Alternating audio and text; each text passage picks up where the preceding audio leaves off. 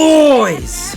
Cruise Chaser is in the game as a mount. For those who didn't know, Cruise Chaser is a raid boss from the Alexander series. The Cruise Chaser mount actually sparked a little bit of controversy in the community. He's now just been officially added into the game as a mount through the cash store for a lovely price of $30 USD.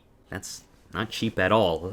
For a long while now, a lot of us actually knew this mount was coming in the game. How, you might ask?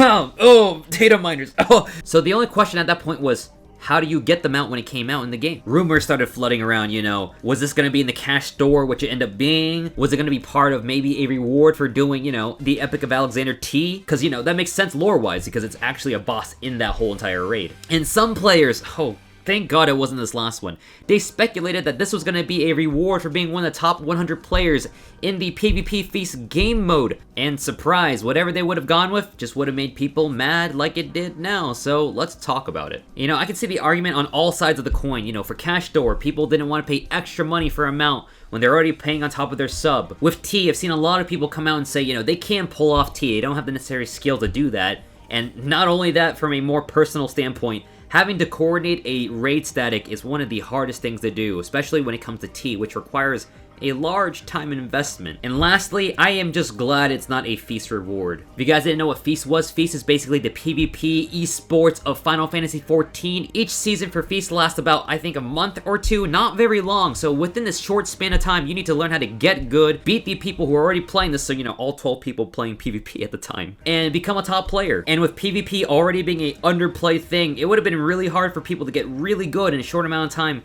in a limited amount of time, to try to get this mount, because once that Feast season's over, it's pretty much gone for good. I think the best outcome they could have done was to make this into a new game mode, have the mount as a reward for that. I call it ERP.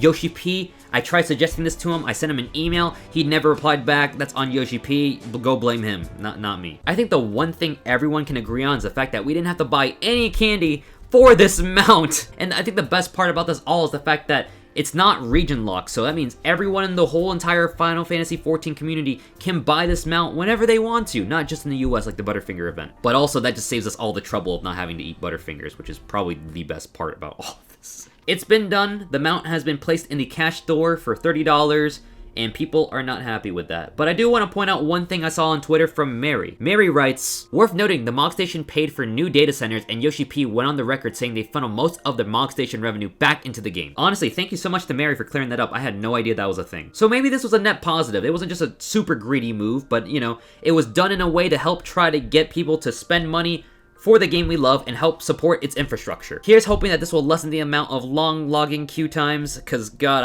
I can't imagine dealing with that. I'm on Primal, so thank God, we're the best data center and we don't have to deal with any long queue times, so let's go Primal! What are you guys' thoughts on this? Are you guys happy that the mount is actually a little bit more easily obtainable, you know, just by paying for the mount, the money goes back into the game, helping it out, and you have your mount easy without having to run through the hard content like T? Or would you rather have the mount in things like T, for grinders like you? Are you guys a bunch of grinders? Who grinds out there? Who does that stuff? Lastly, before I go, I just want to leave you guys with a cool little tip that I found out recently about any kind of new item that comes out, just like the Cruise Chaser. So if you haven't been listening, listen to this part right now. Before you spend any money on the Cruise Chaser or any other new item that comes out in the future, wait a second. Go on Twitter, go on Twitch, go on something, and look for giveaways. There are so many giveaways happening when a new item comes out, and take advantage of those. Yes, your RNG may not be so lucky, but maybe if you throw your bid into like 20 different giveaways, which trust me, there's a lot of them out there, you could probably help your chances a little bit more. Because I mean, you know, it doesn't hurt to try, and if you do win one, you know, save 30 bucks. You can spend that money at a night at Limsa for ERP. I know that for a fact. And if you already have a mount, well then try your luck and see if you can win one for somebody that you like.